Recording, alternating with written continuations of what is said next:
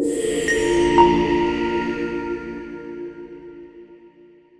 morning, good afternoon, and good evening, everyone, and welcome to the Scientist.com and BioIVT webinar titled Meeting Ethical and Regulatory Requirements when Using Human Biological Specimens. I'm Liam Sanyo from the events team here at Scientist.com, and I'll be your host today. On the line with us are a few experts from BioIVT. We have Amanshi Slaney, Tracy Lynn, Latia Bullock, Rashana Jagnanan, Stephanie Shipley, and Tracy Savra, who will discuss how to navigate ethical. And without any further ado, I'm very pleased to welcome the BioIVT team. So thanks so much for joining us, and the floor is yours whenever you're ready. Thank you, Liam, for that introduction and for getting us started. Hi, everyone. My name is Amanshi Slaney, the Senior Director of Compliance and Regulatory Affairs, as well as DPO here at BioIVT. Welcome to everyone joining us today from wherever you are. BioIVT appreciates your participation. A little bit about me. I joined BioIVT 10 years ago.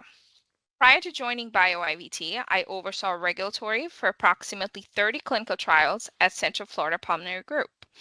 It was an honor to be a part of some of the early studies that brought relief to rare diseases like cystic fibrosis. At BioIVT, I currently oversee the improvement of various processes, including data privacy, integrating and harmonizing the various acquisitions from a regulatory perspective, and supporting the growth of the team and BioIVT. The C&RA team is a part of the larger quality organization, which is led by Matt Shorley, the VP of Global Quality. Global Quality reports directly to our CEO, Richard Haig. Before we dive into the various processes that BioIVT follows to ensure that researchers have peace of mind in using human biological specimens, I will briefly comment on the incidents and subsequent regulations that have shaped how we source and use HBS, some or all of which you're all already aware of. One of the landmark incidents and cases of our time is the story of cells grown from a biopsy obtained from an African-American woman, Henrietta Lacks, in 1951, later called HeLa cells. Years later, and to her family's dismay, the ethics behind obtaining the biopsy, growing the cells, and then conducting research without informed consent from Lacks came to the spotlight. Organizations who use these HeLa cells are still compensating the Lacks estate and family members. In modern day, Lacks, as a result of the facts surrounding her story, may have even been considered part of a vulnerable population by an IRB. Note that there was no regulation at this time that specifically covered the use or of research involving identifiable biospecimens or identifiable data. A similar incident that influenced current regulations and ethical practices involve the lack of transparency to parents of newborn children in the state of Michigan on what would happen to blood spot cards collected from their infants. This involved the topic of consent and privacy, as these cards were kept for 35 years and then transferred to the Michigan Neonatal Bank for 100 years. Cases involving this issue are still ongoing. Finally, is an incident around members of the Havasupai Nation who donated blood for genetic studies on type 2 diabetes. However, they later found out that their samples had also been used in several other genetic studies concerning schizophrenia, alcoholism, and population inbreeding. The research topics were taboo in the Havasupai culture. The ethics in question were around broad consent and dealing with potentially vulnerable populations. The case was filed in 2004 and concluded in 2010 with monetary compensation and return of genetics. All of these stories played a major role in influencing the current regulatory landscape for the collection, use, transfer, and storage of biospecimens for research. One key regulation is 45 CFR 46, or better known as the Common Rule, which is overseen by the Office of Human Research Protection, or OHRP, of the U.S. Department of Health and Human Services. While the common rule applies mainly to federal agencies or institutions who receive federal funding, commercial or for-profit entities are captured by the provision included within 45 CFR 46 for IRBs and the definition of human research participant. Until the end of 2016, this regulation did not clarify the definition of an HRP to include identifiable biospecimens and identifiable data. The revised common rule went into effect in 2018. HIPAA, which stands for Health Insurance Portability and Accountability Act, is a privacy and security regulation overseen by US DHHS. While compliance with HIPAA does not directly apply to entities not dealing with insurance, the obtaining, using, transferring, and storing of data from research participants in clinical settings is heavily influenced by HIPAA. Although not specific to biological specimens, other privacy regulations, such as the UK and EU General Data Protection Regulation, GDPR, California's Consumer Privacy Act, CCPA, California Privacy Rights Act, C&RA, the Confidentiality of Medical Information Act in California, CMIA, and Protecting Americans' Data from Foreign Adversaries Act, PADFA, have also impacted the use, processing, and sharing of biological specimens and associated personal and sensitive data in research. I will discuss data later in the presentation. So how have we evolved as an industry since these incidents and regulations have come to pass? Today, research using biological specimens is a cornerstone of biomedical research, particularly in fields like genomics and personalized medicine. Large-scale initiatives such as the All of Us research program aim to collect biospecimens from diverse populations to advance precision medicine. Modern research emphasizes the importance of informed consent, privacy, and the ethical use of specimens. Researchers must navigate these complex regulations to ensure compliance and protect participants' rights. Advances in technology, such as whole genome sequencing or artificial intelligence, have expanded the potential uses of biospecimens, enabling more detailed and comprehensive studies. International collaborations and biobanks are becoming increasingly common, facilitating large-scale studies and the sharing of specimens and data across borders. To simplify the regulatory landscape internally, BioIVT has categorized all our HBS to these three categories: prospective, retrospective, or remnant, and postmortem. Prospective HBS would typically be collected specifically for BioIVT on behalf of our customers. It would include IRB or IEC approval, informed consent, comprehensive data, and may include compensation as approved by the IRB or IEC. Retrospective HBS would be collected for a different purpose, such as standard of care or other research, and would typically be discarded. This HBS would typically come pooled and or with limited data, as defined by HIPAA and anonymized. IRBs, IECs would typically provide a waiver of consent or an opinion of exemption for this type of material.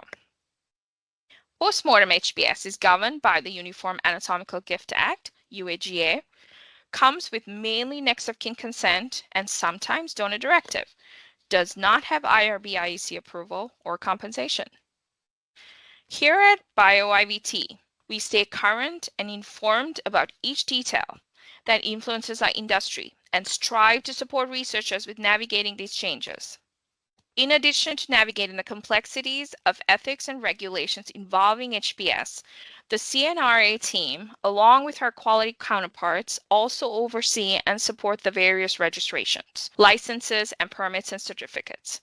You can find direct access to some of these on BioIVT's website.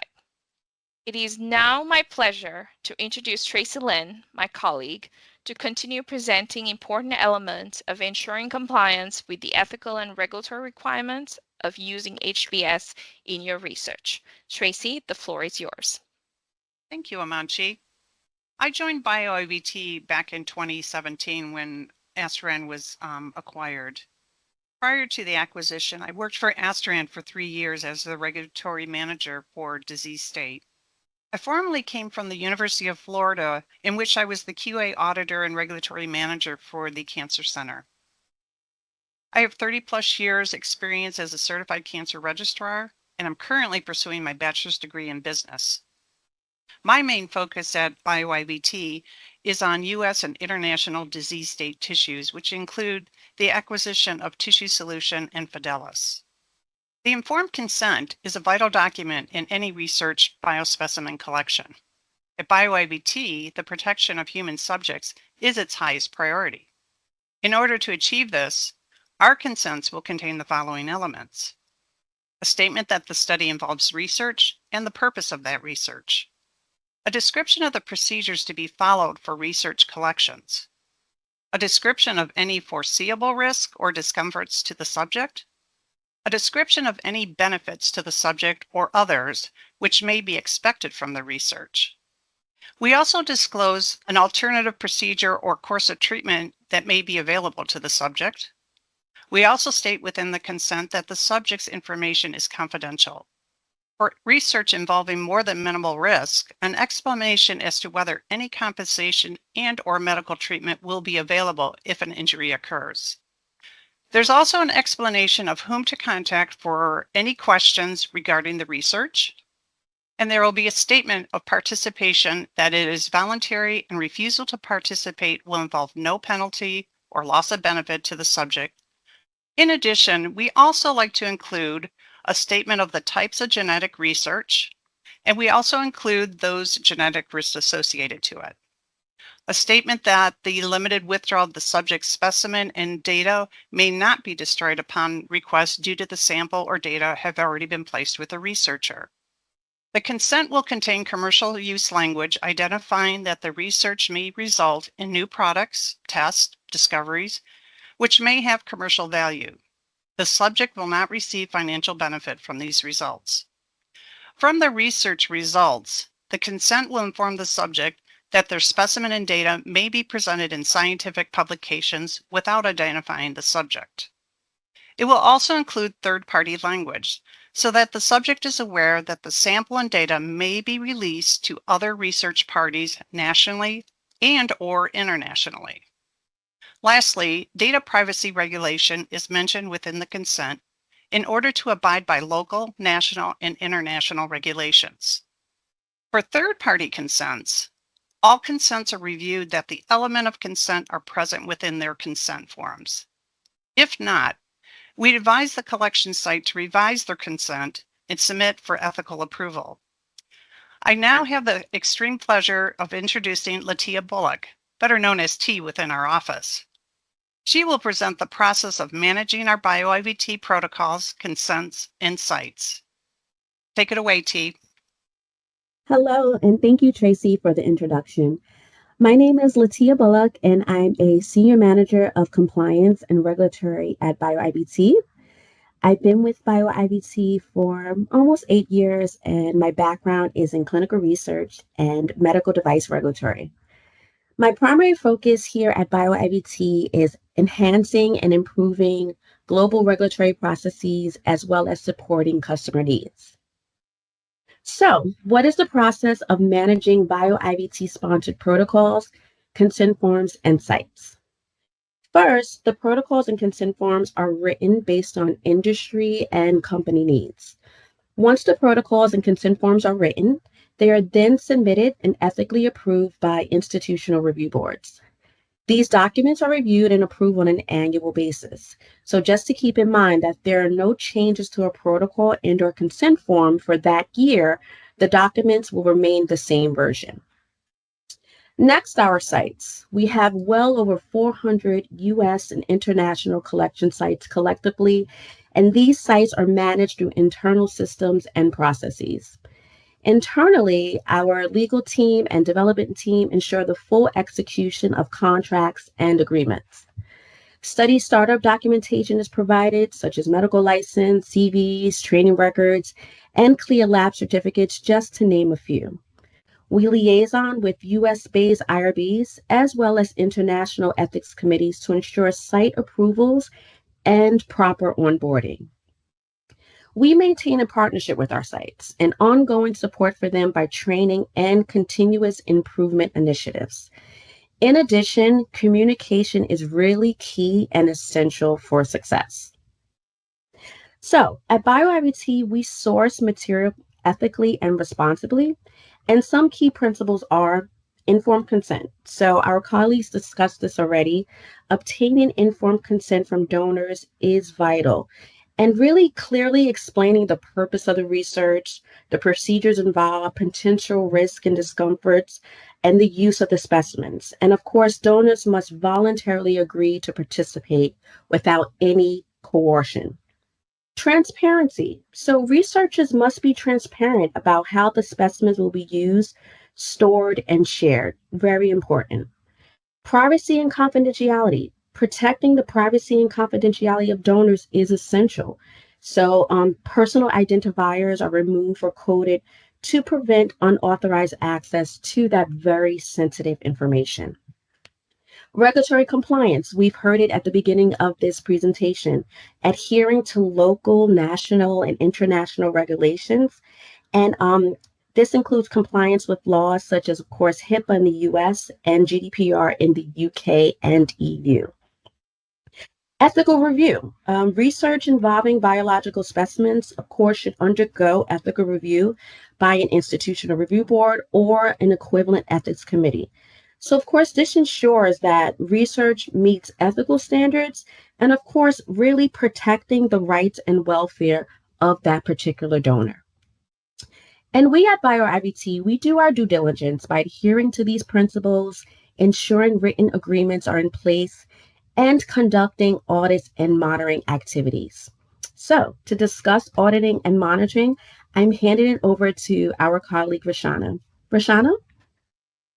Thank you, Latia, for the introduction. As Latia has mentioned, I am the global auditor. I have joined BioIVT in September 2022. Prior to BioIVT, I did spend my time at Northwell Health and Mount Sinai Hospital, supporting clinical trials, and had the pleasure to co-publish a report which has contributed to the advancement of pediatric research in New York. I do have a Bachelor of Science in Health Sciences from Hofstra University, as well as a Master of Public Health and Health Policy and Management from NYU. My current focus is on supplier qualification and compliance with the intention of harmonizing audit processes across BioIVT. As the global auditor, it is my responsibility to ensure all BioIVT regulatory affairs and quality compliance standards are met when it comes to onboarding, auditing, and continuously monitoring all human biological specimen suppliers. This is an essential function as auditing not only enforces quality reassurance to our customers, but it also allows BioIVT as a whole to continually improve our operations that will result in a positive outcome in terms of product quality. It is mandatory to perform audits, and there are numerous benefits, with the following being the most valuable and has shown to be the most effective in achieving high quality standards. First in being risk management. Risk management is essential within any organization, regardless of size or line of business. And mitigation is an ongoing process which requires monitoring and ongoing diligence to keep up with the changing landscape of industry standards. The first step of effective risk mitigation is assessing potential risks that were identified when conducting the audit. This process involves all designated subject matter experts to effectively develop a risk management plan or similarly a corrective and prevention action plan. This has allowed myself to achieve the results of developing a robust organizational improvement plan to successfully reduce the negative impact of the identified risk and ultimately comply to BioIVT regulatory requirements. As a highly regulated industry, it is crucial for human biological specimen suppliers to be in compliance with applicable United States as well as international legislations and regulations. As all of you may know, industry standards are evolving, and it is our responsibility to not only be educated on these changes, but to also enforce them. Best practices include obtaining the specific supplier's existing accreditations and certifications, performing on-site audits to validate processes in accordance with specific standardized laws and regulations, protect data integrity, and identify any non-compliance which may result in reporting to the appropriate regulatory agency in a timely manner, which my colleague will discuss later in this presentation. Nonetheless, risk mitigation and ensuring compliance will and have led to organizations, including BioIVT, adjusting their processes, whether it be minor or major, to promote operational efficiency to better reflect the organization's values and secure long-term success of producing high-quality products, which will not be achievable without transparent communication. In maintaining regular collaboration with the relevant department leadership teams, accountability is held, which promotes awareness of who among teams can mitigate risks and allocation of additional resources, such as recruiting personnel or investing in technology to resolve any identified operational inefficiencies. This allows the overall commitment to innovation and continuous improvement to be achieved. Now I will move on to yet another critical component for not only BioIVT, but the industry as a whole that aims to answer the question, what is the importance of an onboarding process for a prospective human biological specimen supplier? Risk mitigation should be initiated right from the start during the onboarding process. The process begins, of course, when a new human biological specimen supplier has been identified by either the sourcing team or another department that is involved with procurement. The ongoing diligence questionnaire will be distributed to the prospective supplier, which serves as a supplier verification check, in which it assesses the quality of products, the supplier's capability, and effectiveness of their manufacturing process. This questionnaire is reflective of quality management system standards and human biological specimen regulations, which include at minimum the FDA, ISO 9001, HTA, IRB, CDC, GMP, GLP, and GCP standards. Once the onboarding diligence questionnaire and any additional approval documentation, which, as mentioned before, includes certifications, accreditations, essential standard operating procedures, the supplier QMS validation requirements, confirmation of their logistics process, and other high-functioning operations critical to business continuity have been reviewed by both quality assurance and regulatory affairs and are deemed satisfactory, the supplier will move on to be 100% approved internally. Only then can legal agreements and IRB study submissions proceed to be established to define the expectations of both parties. Once the supplier is registered with the appropriate BioIVT departments and regulatory agencies, a site initiation visit is conducted by the regulatory affairs team. We ensure the newly approved supplier's clinical team, principal investigator, and applicable department team members are trained on the correct operational procedures and documentation requirements to collect human biological specimen according to the protocol study. Not only is the primary investigator aware of their responsibilities, but this visit also ensures all team members are aligned with the ethical principles and BioIVT practices as previously mentioned by Latia. Finally, a periodic on-site or remote audit will be performed to affirm the foregoing supplier's manufacturing processes, to maintain the existing partnership through frequent communication, and to confirm the supplier's conformance to not only BioIVT standards, but also to industry standards. To summarize, regulatory ethical compliance starts at the very beginning during the supplier onboarding process, which is then maintained through ongoing diligence and continuing monitoring efforts. This has resulted in long-term beneficial partnerships, which serves in improving synergies between regulators and manufacturing companies while incorporating risk-based approaches. It is now my great pleasure to introduce my colleague, Compliance and Regulatory Manager, Stephanie Shipley. I will hand it over to you, Stephanie. Thank you, Rashana. Hello, I joined BioIVT in 2019 with their acquisition of Keystone and PPA Research. Prior to that, I worked as the clinical research coordinator at PPA and PMG Research, which is now Accelicare, where I coordinated many clinical trials in a variety of areas and sites. I have a bachelor's degree in applied human science and a master's degree in clinical nutrition from ETSU. At BioIVT, I focus on the donor center network in the US and the UK. I will be reviewing deviation and noncompliance reporting for BioIVT's sponsored research. As part of our commitment to protecting the rights and welfare of human subjects and research, BioIVT requires prompt reporting of major deviations and noncompliance from our site network. Noncompliance can be described as any variation and/or admission from the approved study protocol, IRB requirements, or federal, state, or local regulations that may affect the subject's rights, safety, or well-being, and/or the completeness, accuracy, and reliability of the study data. Noncompliance can range from minor deviations to major deviations. Minor deviations do not affect the participant's safety or the integrity of the research. Minor deviations often can't be avoided and include such things as documentation errors, missed study visit windows, or a study procedure conducted out of sequence. Minor deviations that do not meet the IRB requirements for reporting should be documented and placed in the regulatory binder and reported to the IRB with the next annual report. On the other hand, major deviations are things that impact the safety of the participant, affects data integrity, increases risk, or decreases benefit to the participant. For instance, enrollment of a subject who did not meet the inclusion-exclusion criteria, breaching confidentiality in a way that could put participants at risk, failing to report an adverse event, or not submitting required documentation to the IRB. Deviations vary in their incidence and impact and should be reported accordingly. Investigators and their study staff are required to report major deviations and noncompliance to BioIVT and the IRB no later than 5 days after discovery of the deviation or noncompliance.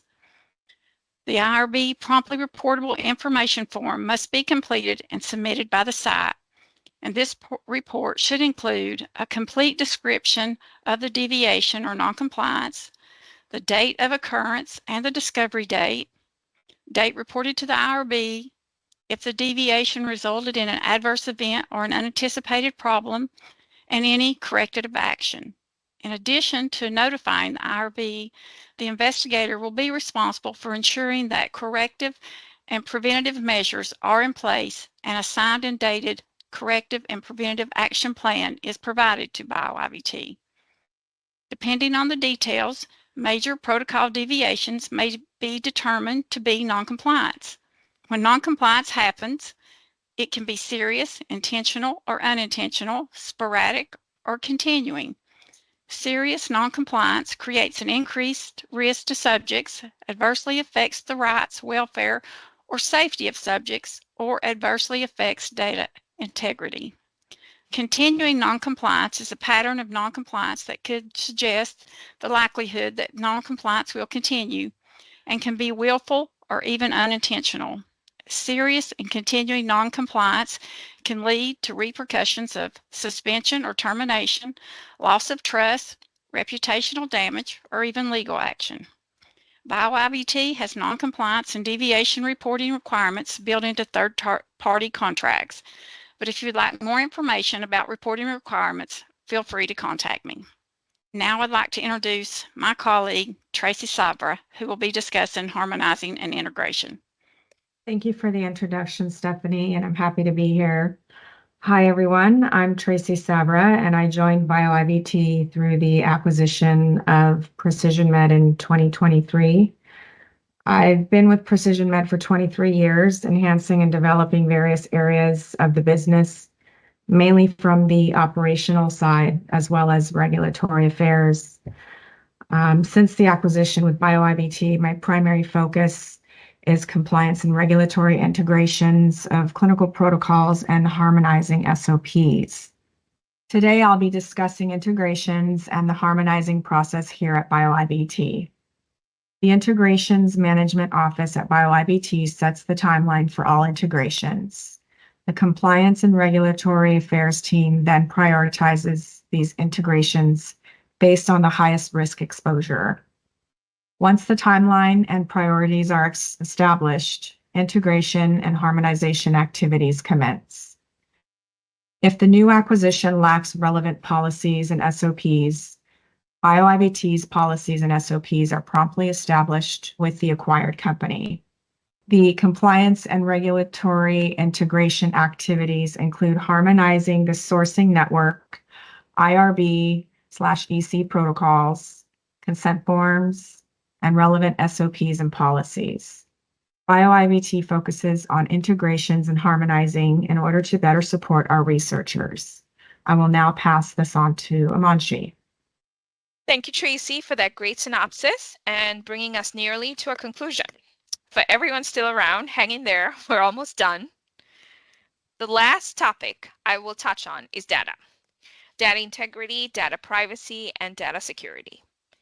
Maintaining data integrity involves implementing measures such as error checking, validation procedures, and strict security protocols to prevent unauthorized access or corruption. This is crucial for making informed decisions, ensuring compliance with regulations, and maintaining trust in the data. BioIVT has a dedicated data team responsible for managing and monitoring data. Data privacy includes policies and practices that protect individuals' data from unauthorized access and misuse. Data privacy regulations, such as the General Data Protection Regulation, or GDPR, in the UK and EU, mandate that organizations handle personal data responsibly and transparently.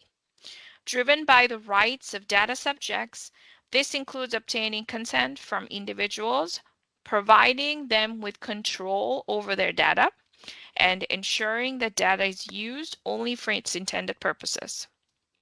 Data protection includes implementing physical, technical, and administrative controls to ensure the confidentiality, integrity, and availability of data. Key strategies include encryption, access controls, regular backups, and disaster recovery plans. Data protection is essential for preventing data breaches, ensuring business continuity, and complying with legal and regulatory requirements. BioIVT prioritizes data integrity, privacy, and protection, and are continuously working towards building a robust framework that safeguards not only our data assets, but with commitment to maintaining the trust of our stakeholders, such as our suppliers, donors, and customers. Thank you for joining us today. That concludes the presentation portion. On to you, Liam. Excellent. Well, thanks so much, everyone, for the great presentations today. And with that, we'll move right on to the Q&A. All right, so we'll kick things off with a great question here. Do post-mortem consents contain the same elements as an IRB-approved consent form? I can answer that, Liam. Thank you. Let me just say. So generally, no. There are 52 different postmortem consent forms established by states and territories, and they generally follow the same pattern, which asks for consent for general research, education, or transplantation, which is established by the Uniform Anatomical Gift Act. In rare cases, the consent forms may contain questions around genetic research, but this is not common. Excellent. Thanks a lot. Okay, how do researchers handle situations where informed consent cannot be obtained?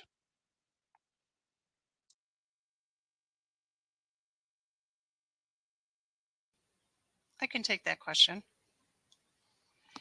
Typically, when informed consent is not used, a waiver of consent will be put in place because samples have been previously collected or stored in the bank. We can also use an exemption where it's an opinion from a regulatory body to bring those samples in as well. Excellent. Okay, and how do researchers balance privacy concerns with advancing scientific knowledge?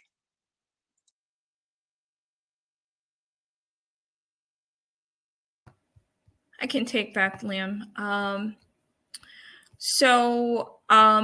Generally, we want to, there's certainly regulatory compliance. So making sure that we're adhering to any local, international regulations like HIPAA, GDPR, CCPA, etc.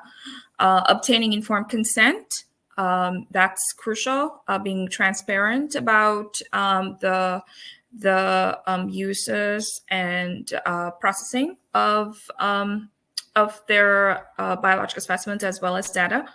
Data anonymization, which certainly is a safety mechanism.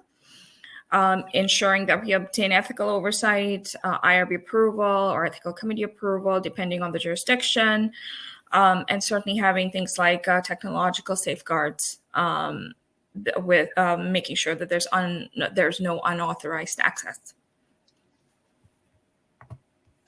Excellent. Thanks a lot. All right. So in the patient consent form, what is the level of details concerning future research?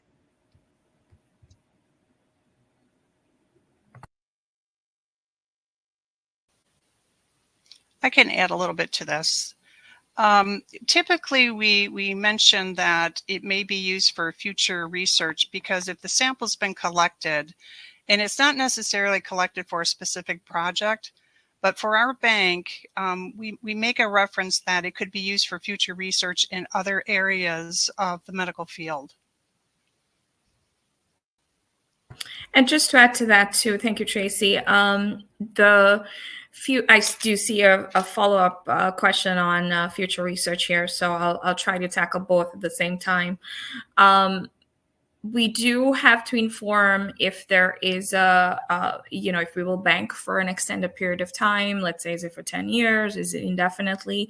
That has to be included in the consent form. And certainly if any future research, so what is it, cell lines, is it genetic research, is it, is it going to even wind up in a person, right? That is obviously there are certainly restrictions around that, but that information needs to be laid out in the consent form. And also I think tied to future research is follow-up data. We do generally get requests for follow-up data. So if that's a requirement, then that needs to be laid out in the consent form as well. Thank you, Liam. Excellent. Well, thank you for the great answer. All right. Can you tell us a bit more about the All of Us research program? Sure. So the All of Us research program is led by the NIH. And the purpose of that research program is to advance precision medicine. So some of the key features of the program is diverse participation, data collection, privacy and security, and certainly to impact research in a way that will essentially be able to we can tailor certainly precision medicine, of course, but by collecting information on individual differences that are tied to genes, environment, lifestyle, and the program really aims to uncover paths towards personalized prevention, treatment, and care. Fantastic. All right. What are some challenges in global collaborations involving biobanks? I can go ahead and take this question, Liam.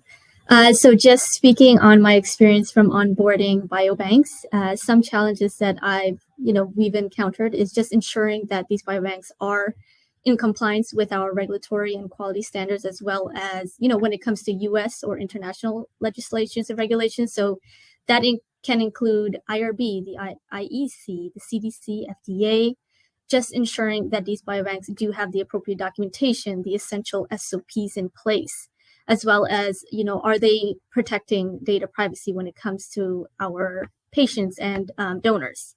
So those are just some of the challenges, but yes, feel free, the rest of the team, to add, but those are just some of them, or at least mostly some of the challenges that has been experienced. Thank you, Roshana, for certainly covering that component.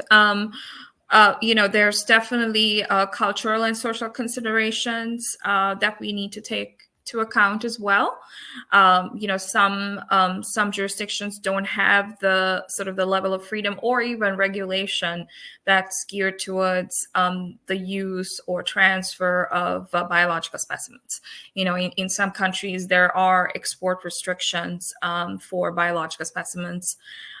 So that's certainly a challenge to navigate. But then, certainly making sure that working within ethical and legal framework is something that BioIVT takes pride in. Excellent. Thanks a lot. All right. Looks like we just have one more question here. Can any type of protected health information or PHI be shared with your customers for any R&D purposes? I can take that, Liam. Thank you. So protected health information, we do not share protected health information. Normally, we receive basic demographic information, maybe some diseases that the subject has had, but we never share any protected health information to our customers. Excellent. Thank you. Thanks. I'm sorry, Liam, to cut you off. I was just going to say, thank you, T. I think so. There is definitely the definitions, right? When we consider protected health information, we follow de-identification, pseudonymization, as well as anonymization techniques, right? In order for us to be able to provide data to customers for their research purposes. So as a result, our consent forms will have information regarding, sort of a HIPAA waiver or further information regarding data that's required as a part of various regulations. But so PHI in the sense, in the HIPAA sense, we may not share, but the data that does get de-identified or pseudonymized or anonymized, could be construed as being PHI, by certain jurisdictions. Yes, thank you, Amanti. No problem. Thanks, Dee. Yeah, thanks so much. And thanks so much to everyone else on the panel today for sharing your insights. It's really been a pleasure having you with us. Thanks for having us. Thank you so much, Liam. Thank you. Yeah, my pleasure. A big thanks to everyone for attending the webinar. And in closing, we hope you enjoyed this scientist.com and BioIVT webinar, and we'll see you again next time. Have a great day, everyone. Thank you.